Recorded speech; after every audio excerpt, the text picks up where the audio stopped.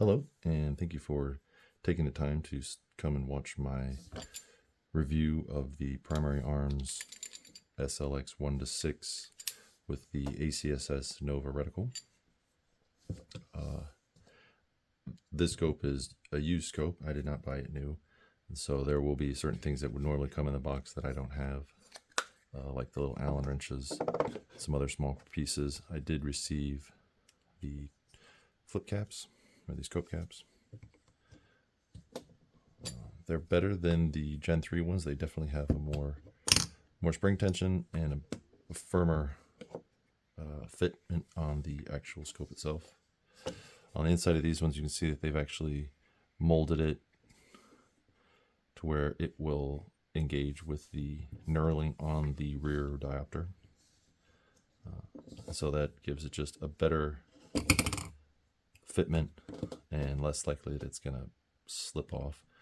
If you owned a Gen 3 one of these scopes and had the factory scope caps, you know that they fell off extremely easily. They were really just there to protect the scope while it was in the gun cabinet so that it didn't accumulate dust or incidental scratches. But as far as practical use in the field, they were basically useless. We're going to go ahead and start at the rear of the scope and move forward. On the back, we have our rear eye focus diopter. It loosens up as you turn it, but then when it sits, it actually, if you leave it sit overnight or whatever, it's actually those seals in there are going to kind of snug up with the threads and become tight again. So there's all the way out. We'll go in about a half a turn. Then on this particular scope, there is no appreciable movement in that at all. So we'll just go ahead and turn that back into about where it belongs for me. I'll have to fix that later. The other thing I'd like to point out is just the smoothness. There's very little step between the bell and the rear ocular. They have streamlined that rather nicely. It's just a nice visual characteristic. It doesn't really affect the function or the practical use, but I like the way that they did that. I also like the way that they have updated their knurling, and they've included a throw lever. It's not this one. This is actually the upgraded one that you can get separately. There's typically this like a L-shaped one that's slightly shorter than this. Whoever owned this one before me didn't include that part in the box. They just left on this fold down one, which I'm kind of lukewarm on. I find sometimes that when I'm trying to use it, it does that. I go to throw it and it just flops down on me. But it's also tall enough that you can kind of do it without it. So I think I'd rather have the original one that came on it, but I don't have it because they didn't include it. Aside from that, the magnification ring in and of itself, you see, we're going to go back over here. We got one, and then exactly 180 degrees on the other side, we have the 6. And if you take the throw lever off, whether it be this one or the original one, it's really about too tight to do it comfortably by hand because there's just not enough texture on these knurling. So the throw lever on this one is really mandatory. It's not really like an optional piece. If you have the factory one on there, there's no reason to take it off because you're going to want it anytime you go to change that magnification setting. We have a 30 millimeter main tube.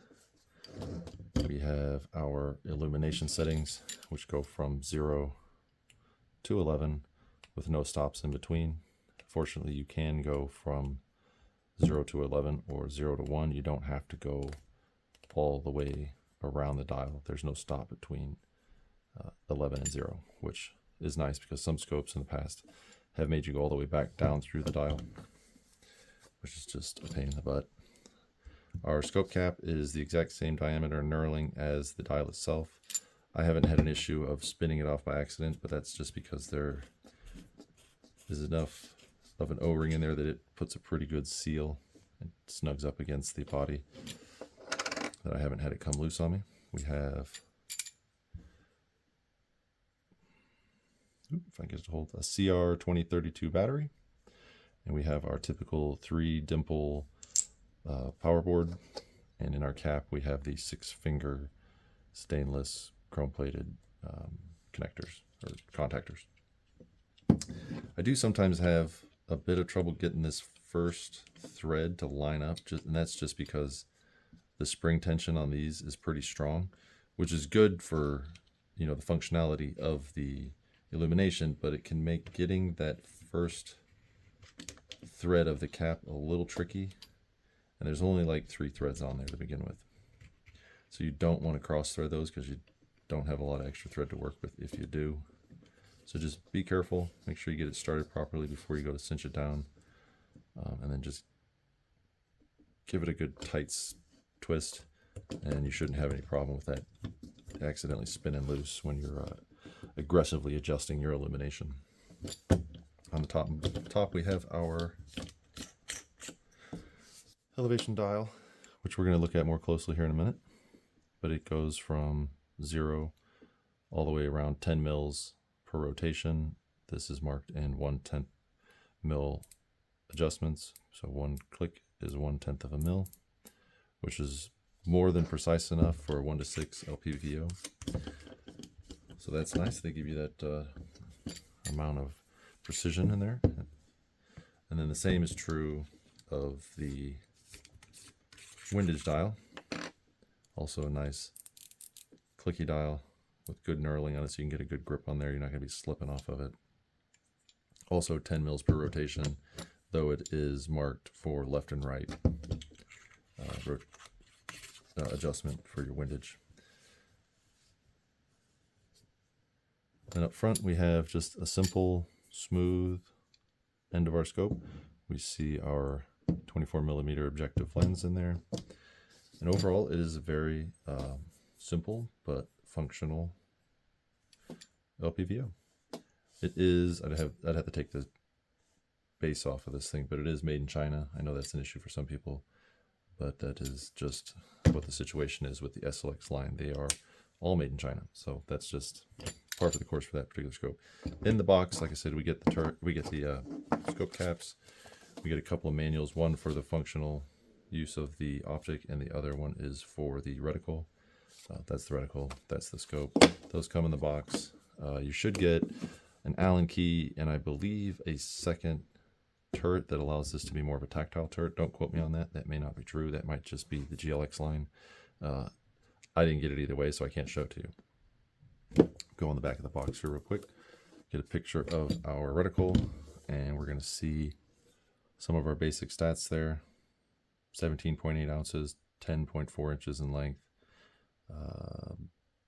1:6 power, second focal plane, 4 inches of eye relief. That's pretty accurate. It's got really quite nice eye relief. Just some other details that you can get from the box. Same information about the reticle and stuff is also in the manuals. Anyway, I think we'll go ahead and take a look at our reticle next and see how that looks. Primary arms refers to this as the Nova reticle. It is daylight bright and is lit by a fiber optic element that focuses all of the LED brightness at the center of our reticle. We see down there below the center of our crosshair there are 4 hash marks, and those correspond to an 18-inch wide target and roughly to a 3, 4, 5, and 600 yard range. That's going to differ depending on what you're using this on. If it's a 308 or a 5.56 or even like a 77 grain 5.56 rifle, you're going to have to do your ballistic calculations on those. Fortunately, Primary Arms has set those at 1 mil increments with a small half mil hash mark in between each one, so that you can build a ballistic table for those if you choose to do so. On the horizontal stadia, there are walk, jog, and run leads. They're a little bit tough to see. I wish they were a slightly larger hash, like say the size of that 4th one on the vertical, just so you could make them out clearly. But those little hash marks do correspond to a moving lead if you were trying to take shots at moving targets. Otherwise, the reticle is just a simple crosshair with the heavier stadia lines out there beyond about the fifth mil distance. It's not completely equal all the way around the crosshair, but those heavier lines do help draw the attention to the center even when you do not have your illumination on. which in my case is how I run this optic most of the time. But I'm going to go ahead and dial through the illumination settings. We're going to start from the top and go down. So that is 11, and with the naked eye you can actually see more of a starburst going out from those in these indoor lighting conditions. 10, 8, 9, 8, 7. 7 is typically where I would run it, like if I was at an indoor range. I find that to be more than bright enough. 6, 5, 4, 3, 2, 1, which is just barely noticeable with this backlighting, and then back to off. And then we're going to go ahead and compare that to with the lights off here real quick. So I've adjusted the brightness to more accurately represent what I see with the naked eye. And I have just one light on across the room to give us some backlighting so that my camera will focus on the reticle. So we're going to start with 1. It's already visible. 2, 3, 4, and we're starting to see some bloom there at the 4 setting in these low light conditions. If it was total darkness, you would probably only need like a 1 or 2, but realistically, if you're going to be using something with a light, like a bright white light, this 4 or maybe the 5 position is going to be adequate. 6, 7, and we're starting to see some starburst around the edge of that. And with the naked eye, it's actually quite a bit worse. We are at 9. You can see now that starburst I'm talking about. 10, it gets to the point where it's going to be distracting. It's going to be obscuring your targets, even with a fairly bright weapon light. And then 11 is just kind of completely washing out what you would be looking at, unless you just had a very powerful white light to work with. And then we're back to off. And I've brought this light level back up to what you would see with the naked eye. And there's really not a whole lot else to say about this reticle. They've kept it very simple so that it's easy to use. I think that it's fairly well designed. Like I said, the only thing I would like to see would either be larger hash marks on those moving leads, or simply put a mill-based hash mark on the 3 and 9 o'clock stadia. That would probably be my preference. But overall, I do like this reticle, and we will go on to looking at the turrets. Here in front of us we have the elevation turret with a cap on currently. Go ahead and take that off, and we see a vastly improved turret over what you would have found on the Gen 3 version of their primary arms 1 to 6. And I'm going to go ahead and just do a little spin of this so you can hear the turret.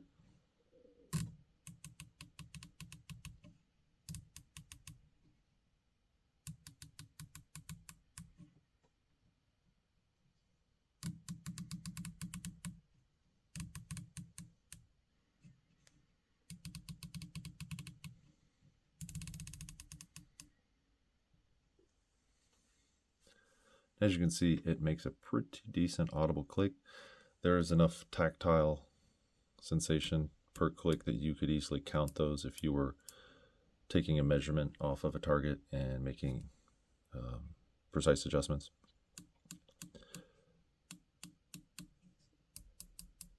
I find that they are more than adequate for the purpose of an LPVO, where you're really not going to be dialing for targets. You're just going to be setting your 0 and then leaving it alone.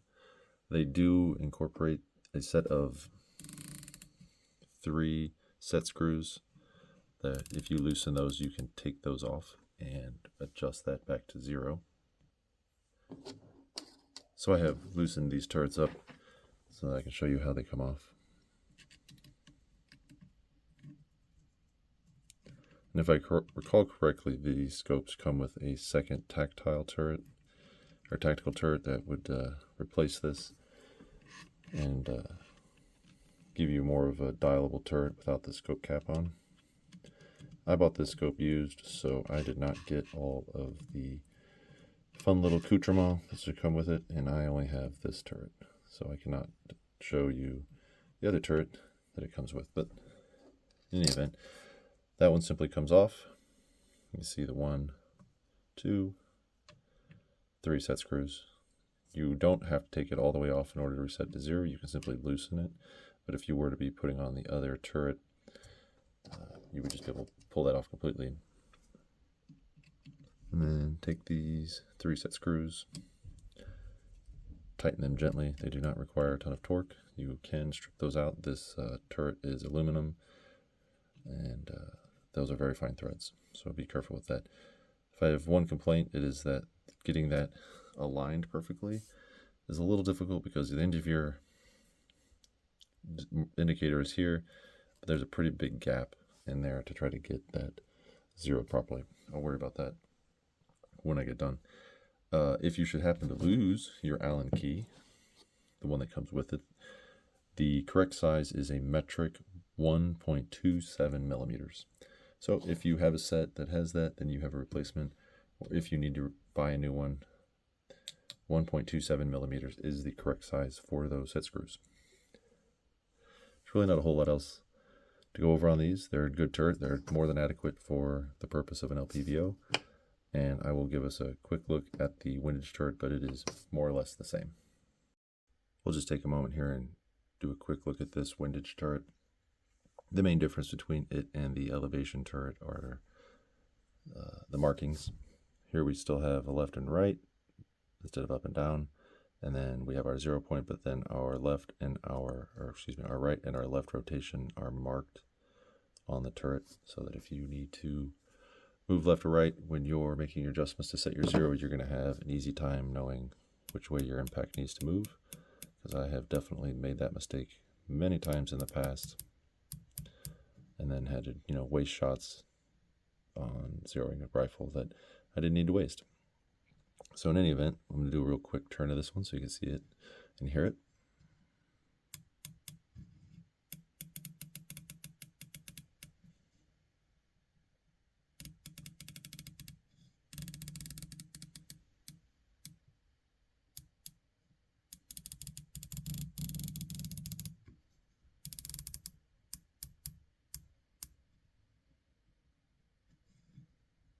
You can see that turret is just a little bit loose, but it had given me no trouble as far as being able to dial in my left and right for setting my 0. I've had no issues with it whatsoever. It may be just the fact that it's a used turret, and maybe the person who used it before me gave that a little more attention than I do, but like I said, mechanically it's performed perfectly. It is a full 10 mils per rotation. Obviously at the back, when you get around to the back side, here at the 5 mil where that little dot is, where the set screw is, then you're going to be looking at the wrong side of your left and right rotation.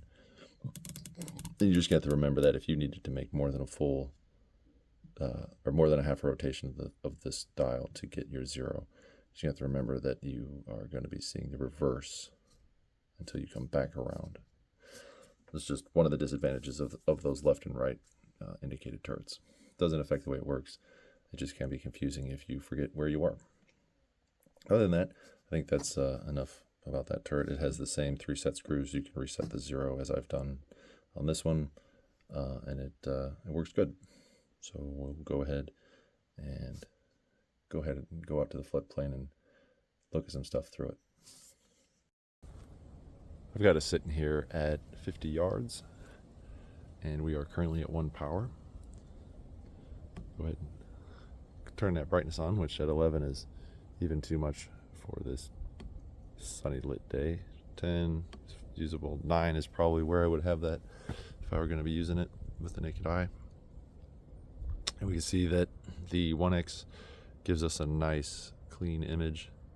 I'm going to pan back and forth here very quickly to show you the transition of the roofline and the trees as they go in and out of our field of view.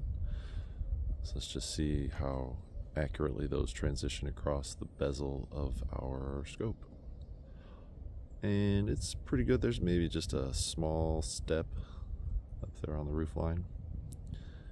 And same can be pretty much said for the trees. They come through pretty well. And I think if you took some time with your particular setup and your eyesight and really dialed that in, you could get it as close as you really want to be, near perfect. But with the camera, it's always a challenge. But I think we've got a fair representation of what the scope looks like and the limited amount of fisheye that we see out towards the edges, and just the overall sharpness of the field of view. Let's go ahead and zoom in here, get up here to 6 power, and have a look at our eye chart. Overall, the colors look good. I tweaked the focus just a little bit. I think I've helped that image out a little. I just had a little bit of blur from where I had the focus set at the 1x. So our letter chart there on the top right, we can see the first, the second, the third is questionable, and the fourth starts to be probably not going to be able to accurately read those.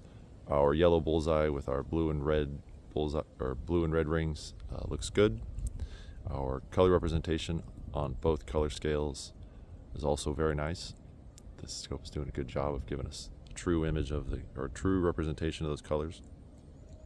And on our playing cards, we can make out some of the details, some of the individual numbers, the joker and the ace of spades, centers, discernible.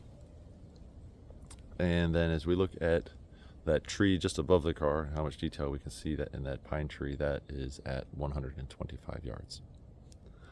Overall, I think we're looking at a pretty good usable image. And another thing to take note of is how little of our field of view that reticle takes up, and yet it still does a good job of drawing your eye to the center. Even if I turn illumination off, they've done a good job in the design of this. I mean, for as simple as it is, it does exactly what you want to do. And of course, when you click that illumination on, it's more than bright enough. It's like literally red dot bright. But I'm going to leave it there at 9, and we're going to go back to 100 yards. Got us back at 1 power here, sitting at 100 yards, looking at the eye chart. And one nice thing to notice about this particular reticle is that it remains fine enough that you aren't completely obstructing your chart there at 100 yards, even with the crosshair more or less centered on the white area of the chart. The other thing I'd like to point out, I'm going to pan left and right here just a bit, is the overall flatness of the image as it comes in and out of our field of view. It's not perfect. There's a little bit of a step on that roof line and the base of the building.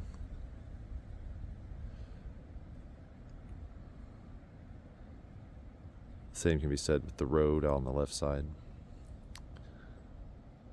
But like I said, at the 50-yard line, I think if you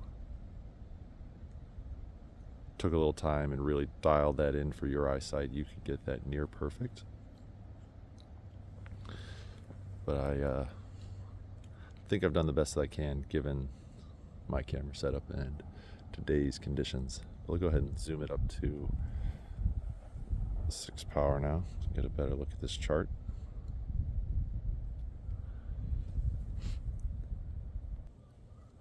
I tweaked the focus just a little bit to try to get those letters at the top of the chart maybe legible. It also gives us a better representation of our color scale, where the orange between the yellow and the red is kind of blending into the red, but over on the right side where we have our black, tan, and green, those are still fairly well represented, and our yellow, blue, and red bullseye is still, you can make out those individual elements. Obviously our playing cards, we can see the individual cards, but much more than that, we are not going to be able to pick up that detail with only 6 power magnification. As far as our field of view, we have a nice image all the way from edge to edge, maybe just a little bit of fisheye as we get down there to the bottom or now towards the extreme edges of the field of view. But those yellow pylons and that green power box are sitting at approximately 70 yards, and the leading edge of our building here on the right, pan just a little bit to the right, is at 40 yards.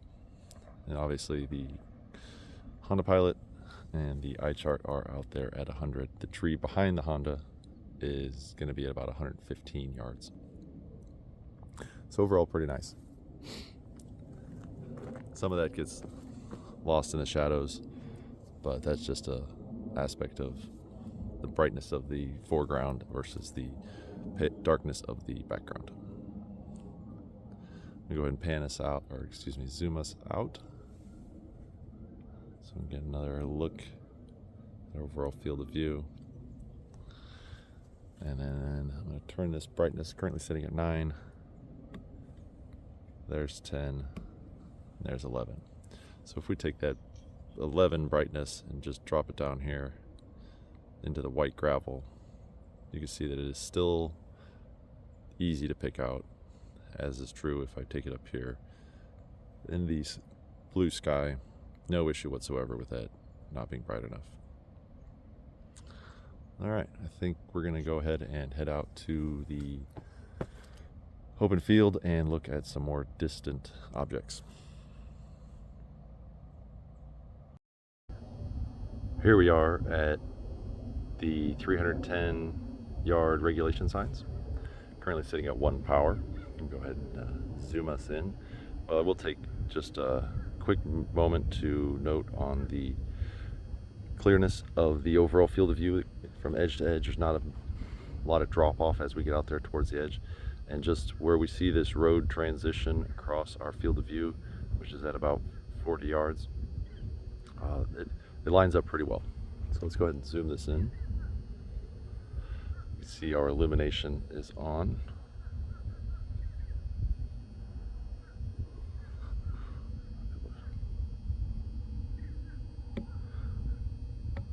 That is maximum illumination, which is plenty bright.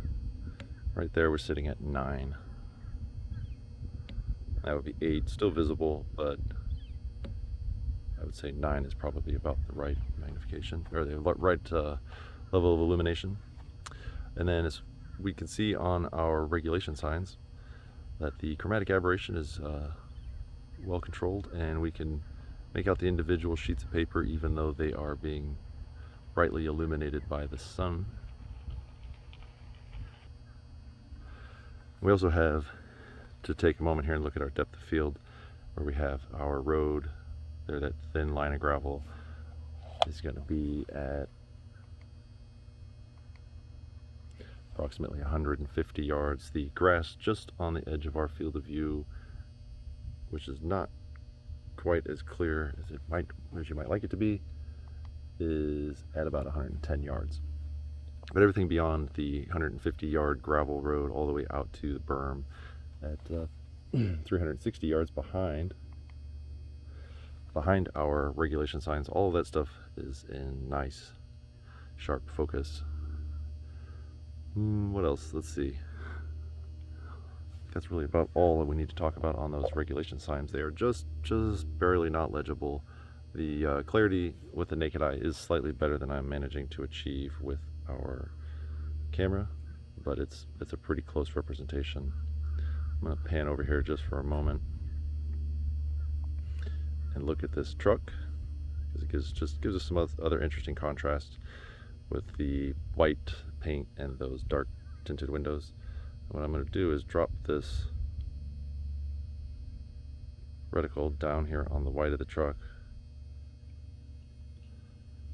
and then turn up the illumination just so you can really appreciate how bright that illumination is, even against something as well lit as that white truck.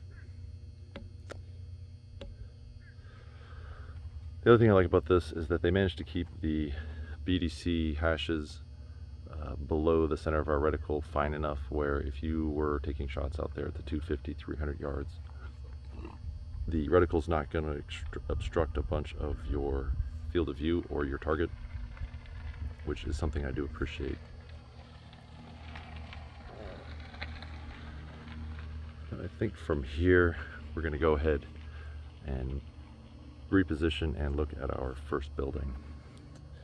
It's really a very nice image here, not much to complain about. The whole time I was just underneath 6 power. So let's just scoot back over here real quick and see if that helps us. Yeah. Still not legible, but just that little. Those are about right there. I needed to be, where was I at? Yeah, about 5.5. I mean, not a big difference. Anyway, let's go on to the next building. All right, now we are looking at our first building, which is at 330 yards. The power pole to the right of the building is going to be 235 yards. And so the tree in between is going to be about 275. So that just gives us some context. The dead dandelion stalks here in the foreground are at about 75 yards, and again, the power pole there is at 250 yards. Excuse me, 235 yards. All right, so let's go ahead and zoom up and take a closer look.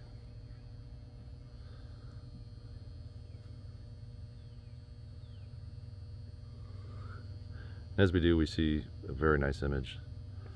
The edge to edge stays pretty clear. There's just maybe a little bit of fisheye out there at the extreme edge. Some of that is just going to be camera settings that I can't really do much about. But our reticle and our building stay in focus quite well together. There's maybe just a slight bias I have set for the building instead of the reticle.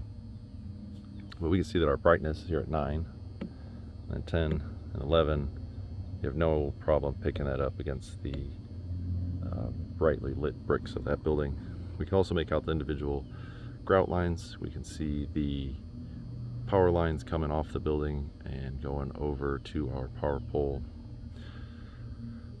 which I'm going to just slightly adjust over there.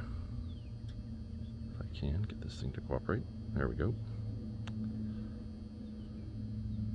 Just want to demonstrate how our reticle compares to potentially smaller targets, like those individual insulator elements on top of our transformers. So we can see that they're a little bit, they're going to be partially obstructed just because those are getting pretty small for something soda can size at 350 yards.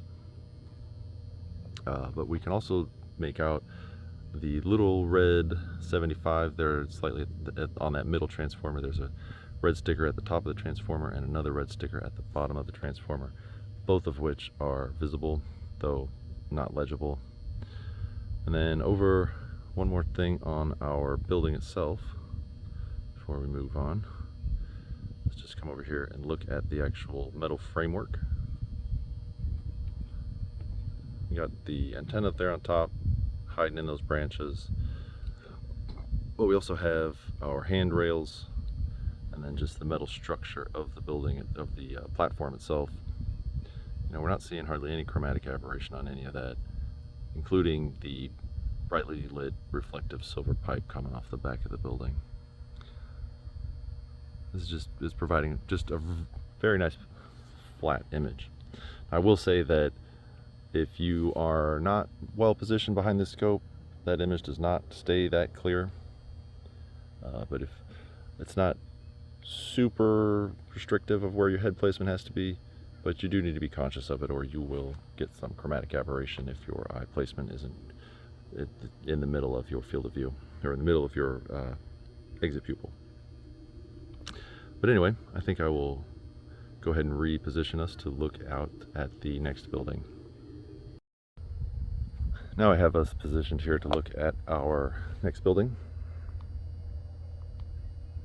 This is at 555 yards. The brown grass, the tall grass out there in the foreground is going to be at 250 yards, and the dead dandelions here next to the road are at about 50 to 70 yards, depending on if you're looking at the ones at the front or the back. And then our brown power pole, which is a little bit hard to make out because of where the reticle placement is. It'll become more clear as we zoom in. Is at 355 yards. So let's go ahead and zoom this in. And as we do, we take notice of how our fiber illuminated center dot there is still shining bright, easy to make out. That's 8, there's 9, 10, and 11. Turn that off for now. And on our building ourselves,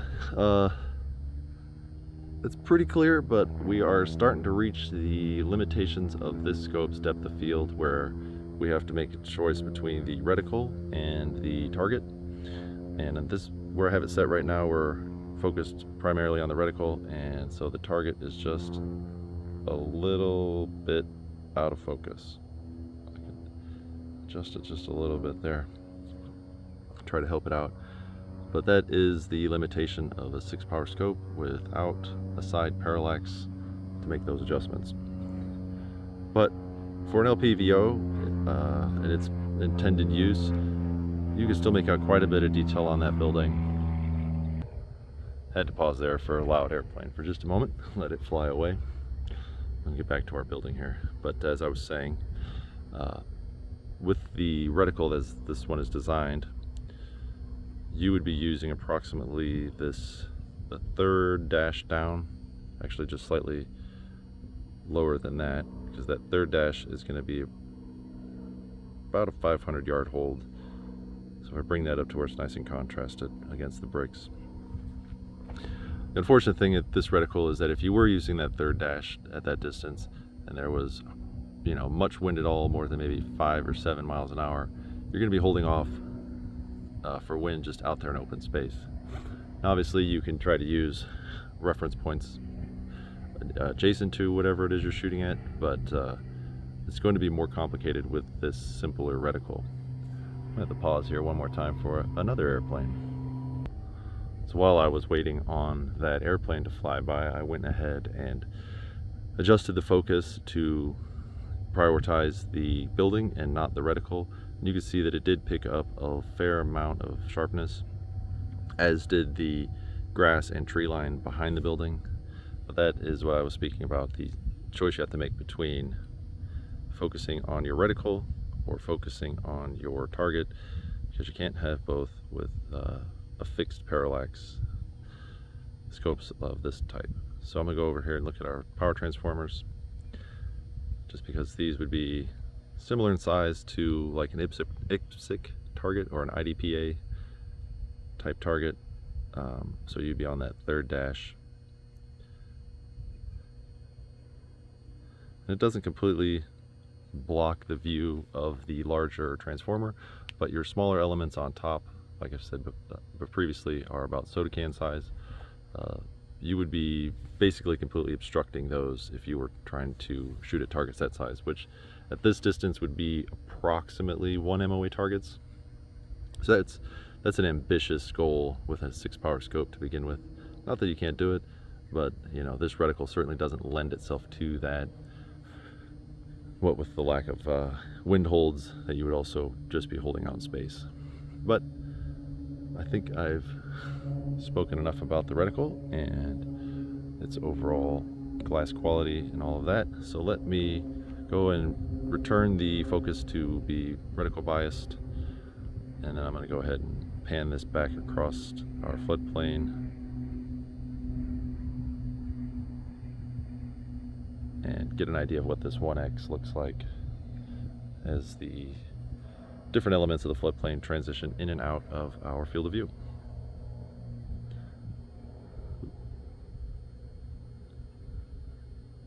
There we go. Got the focus where I want it. Pan this down just a hair because we're not too worried about the sky. All right. So just kind of follow the line of the road. There's going to be a couple of things that come through here in the very near ground that are going to have a pretty bad misalignment just because of how close they are. But the berm and the tree line and our road all do a pretty fair job of staying lined up. The 1X on this is pretty darn close to perfect, and there's really not a whole lot you could complain about if you have this on the 11 illumination setting. So if you were using this as a red dot, had it set that way, and we're just having to take a quick shot. It's actually really, in my experience, extremely easy with this reticle because it does such a good job of just bringing your attention straight to the center without having a whole bunch of other clutter to distract you. It's very fast, very easy to use, especially inside of 100 yards. But I think I will cut this off here and take us back to the table and give you my final thoughts on the scope overall. So here we are, back at the bench, give you my final thoughts and wrap up this video that has gone on long enough. So I'll start by answering probably the most important question is, who do I think that this scope is for?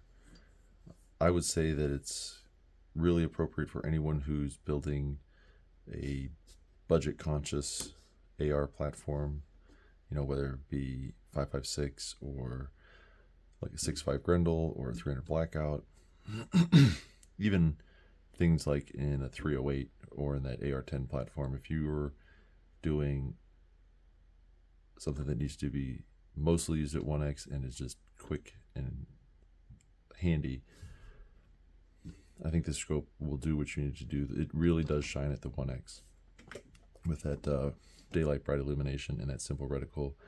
It is just very close to being red dot fast. It's not quite, just because there are some issues with iBox and whatnot that you have to account for, that red dots don't really present the same issues. The other thing I think this would be good for is anyone who's got like a bolt action rifle that they're using a brush, something where you're going to be close range most of the time, hunting hogs, hunting varmints, stuff like that. It'd definitely work on, say, like a 400 Bushmaster or a 350 Legend. Things where you're going to be predominantly inside of 100 yards just because the caliber is sort of limited unless you really know your ballistics and your drops. I think this would work really good for that as well. If I had to just point out a couple of critiques, things that I would change or like to see change maybe in the next generation is, give me maybe 8 illumination settings or 6 and put a stop in between each one, just so that I can have it where I'm going to use it most of the time and not have to dial past all the stuff that's too dim and past all the stuff that's too bright for most situations. Being able to stage this between a 5 and a 6 would be ideal for me, just because that's going to cover most of the situations where I'm going to want illumination anyway. What else? A magnification ring. It could just be a little looser, and maybe this one will break in over time. I doubt it, because it came to me used, and it still, takes a fair amount of force to rotate. And there are times when you're trying to do a quick change from, say, 1 power, just crank it up to 3 or 4, just because you need a little bit of magnification, and it pulls you off of your target because of how much force you have to use to dial that up. But again, it's not a huge critique, but it is something that I have noticed a couple times and been annoyed by. Aside from that, those are really the only 2 things. Oh, that's not true. The reticle. I wish those marks on the horizontal stadia were more apparent, because they don't pop out to the eye. You really have to search for them when you're trying to use them, whether you're using them for wind references or for anything else. They're not bold enough to really get the attention that they need when you're trying to use them. Other than that, there's really nothing. There's a lot that I like about the scope. The 1X, it really shines. It does a great job. Small things like the lack of scope body that you see when you're looking through it. Like there's just a fine line that you see. It's not like other scopes where it's kind of like a big old black ring. It's not something you can't work around, but it's the less of it you see, the better it is, because it's just taking up less of your field of view. So I do like that. I like the fact that they maintain the weight. They keep it down there in that 17-ounce range, like most of their LPVOs. They've also maintained the size. It hasn't gotten long. So they've done a really good job, and I am happy to recommend this to anyone who's just trying to build a gun with a some conscientiousness of their budget. You're not just trying to blow the bank on an optic, but you want something that's going to work under a lot of different circumstances, and I think this scope does that. Also, make sure you get a good mount. I'm always going to talk nicely about this 6-hour mount. I'm not going to review that here, but if you can find one of these, or even one of the primary arms GLX mounts, those are also really good. Just something that's going to hold it steady and give you a good mounting surface, something that's, comparable to the glass that you're putting in it. Don't buy a nice scope and then put it in a junk mount and just give yourself problems. But aside from that, I think I'm going to wrap this up and ask you to leave a comment if you have something you want to say, and hit that like button, just because it does help the algorithm and all of that stuff. And thank you, and have a good day.